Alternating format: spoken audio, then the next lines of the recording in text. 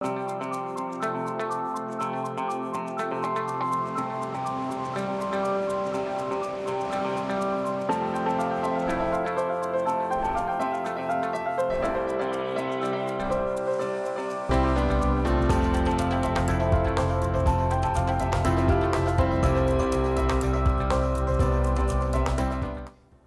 afternoon. Thanks for joining us across the fence. I'm Fran Stoddard. The newspaper business is in turmoil as readers and advertisers have shifted to digital platforms. Vermont papers have not been spared. Most are doing fine, but others are struggling or have closed down in recent years. To talk about the landscape of local community news, we've called on Corey Dawson, a reporter and editor of Community News Service, and Lisa Scagliotti, a veteran reporter and publisher who pivoted quickly to keep Waterbury's local news flowing. Welcome, Corey and Lisa. Thanks for having us.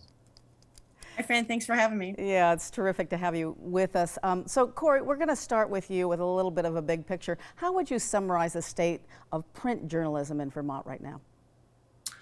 It's still going, not nearly as well as it has been for the past several decades, over 100 some odd years. There have been many closures. By some measure, Vermont has lost well over 100 reporters in the past 20, 30 years. And looking on a national scale, it's similar around the country. Some studies have shown that we've lost over 20,000 reporters around the country. So Vermont's not been spared from this carnage, really. Right, so what's needed now most to keep local news coming and alive and vibrant? Money and community support. Money is very obvious. The industry and the economic underpinnings of a lot of these newspapers have really been stripped away by major internet companies that have taken advertising business out from underneath them and the classifieds business, but also needs strong civic-minded people to contribute to their local papers, people who want to both work for them, perhaps on a volunteer basis or as a contributor basis, but also people need to pay for news as well.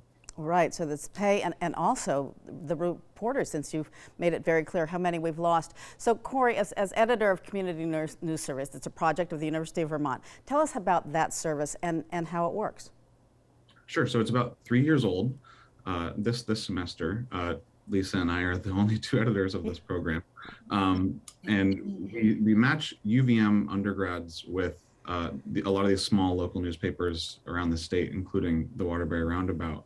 And we help them put out the news report every week, every month. These students are writing, stories about their local select boards, stories about their local sports teams, community events, profiles, anything that we can do to really support the journalism that's happening on the ground. So it's a great experience for students, but it also helps bring them into the fold and get students really on the ground experience and shows them, how the sausage is made, so to speak. Yeah, fantastic, and that's right. So Lisa, you were also the editor before Corey came in of this service. Is this for UVM students only? You're teaching a course now just on the basics of journalism. Can anybody take that this course? I think it's full up right now, but you're hoping to offer it again. Tell us about that course. Yeah, so we had the first session of it last night, actually, and it was well attended. We had people from as far away as Newport come to learn about the basics of journalism and how they can contribute to their local papers. This is really for anybody. There should be no barrier to entry. Really, you shouldn't have to have a degree to start working in journalism, but I wanted to kind of give people the basic underpinnings, the ethics that people should know when they're writing news for a general audience, and get them, interested in writing, stories that help their local papers. Terrific. So we will also have a website that people can go to if they're interested in that course. So I'd like to turn to Lisa Scagliotti. She is a veteran journalist and editor. She's worked for the Burlington Free Press and the Anchorage Daily News. And when her hometown newspaper folded, she jumped to create a new entity for Waterbury. It's called the Waterbury Roundabout. Share the short version of this remarkable story of creating this online news service. Sure. Well, essentially, it was a class project.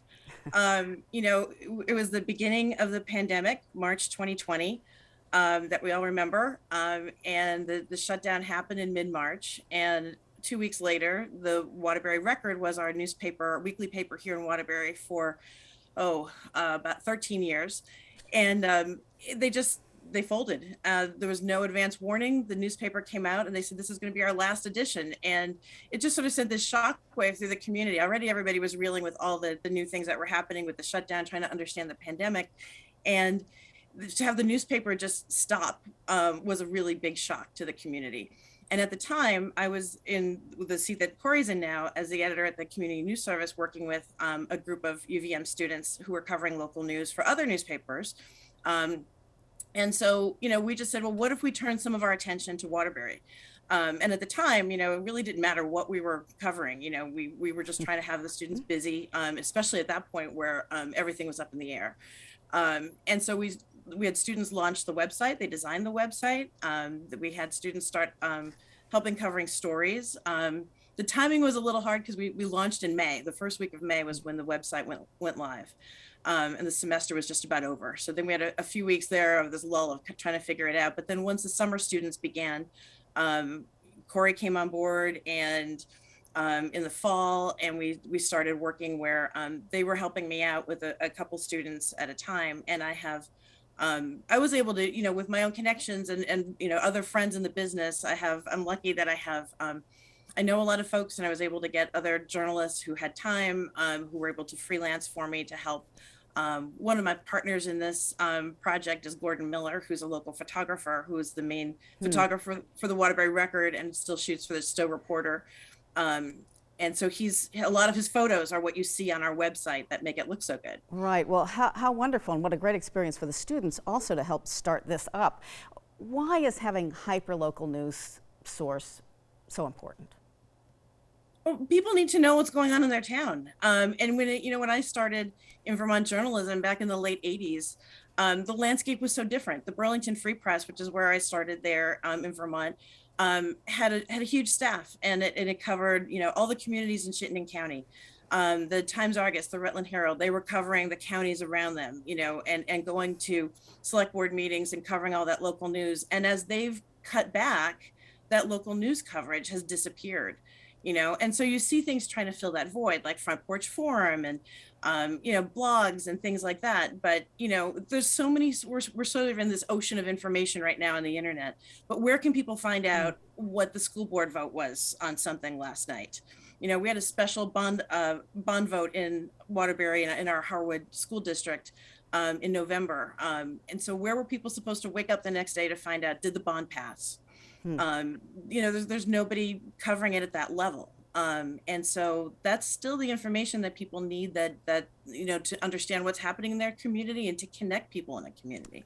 Absolutely. So the Roundabout is a digital news source, but you also have a paper version that some of your articles come out in. Tell us about that.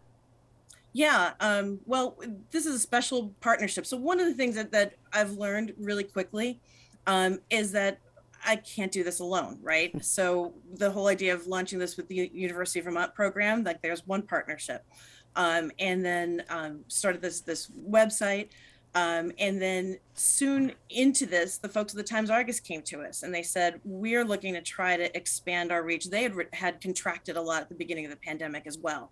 And so they came to us as they're trying to get back on their feet during the pandemic, and they said they were going to launch a free weekly newspaper that was going to be mailed to our community.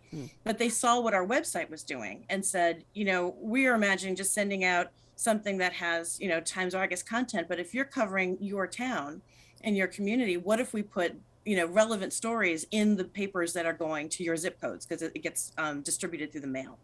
And so that's basically been the way that we answered the question that everyone gave us when we first started was, this website is nice, but what about a paper? When are you going to give us a paperback? And I would tell them, if a paper was viable, you'd still have the Waterbury Record. So give me a chance here, right? Right. So the fact that the Times-Argus was willing to do that was huge. And so we once a week, people in their mailboxes get what's called the Waterbury Reader. It's little, it's not the size that the Waterbury Record used to be. It's 8 pages. I worked in weekly newspapers with the Stowe Vermont Community News Group before the pandemic, so I'm familiar with the whole weekly news cycle. And so, that's been the way that we've been able to meet our readers where they are. We have people that are on our website and get our weekly newsletter that's an email, but then there's also people who really appreciate getting this in their mailbox every week. Well, what has the reaction been in Waterbury? Has it changed the way locals think about the importance of journalism? Well, I think, I don't know how much of it's changed how they think, but I think it was a big shock to see something, you don't know what you have until it's gone kind of thing, where the newspaper disappeared and all of a sudden people are like, well, how are we supposed to, especially at the beginning of the pandemic, how are we supposed to let people know about all these things that were changing at that point? Businesses that were shifting and pivoting, and there were all sorts of messages from town government and lots of information that needed to get out to people, and they didn't know where to go. So I feel like, giving them a central place where they can go for information was really important. I have to say that we also, I also work with WDEV, where I talk with the folks at WDEV every week, and starting to realize that, when I first started in this business in the late 80s, we sort of looked at each other as competitors. Other news outlets were your competition.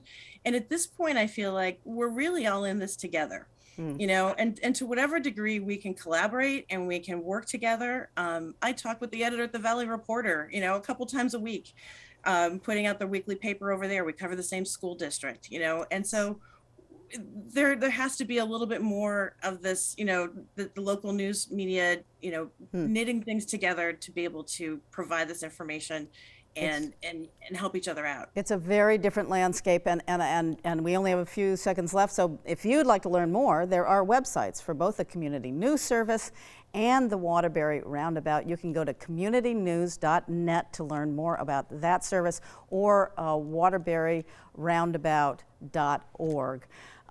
Corey and Lisa, thank you so much for coming on and giving us a little bit. I know there's so much more we can talk about in funding and other things, so hopefully maybe we'll get you both back on. Thank you so much for joining us today.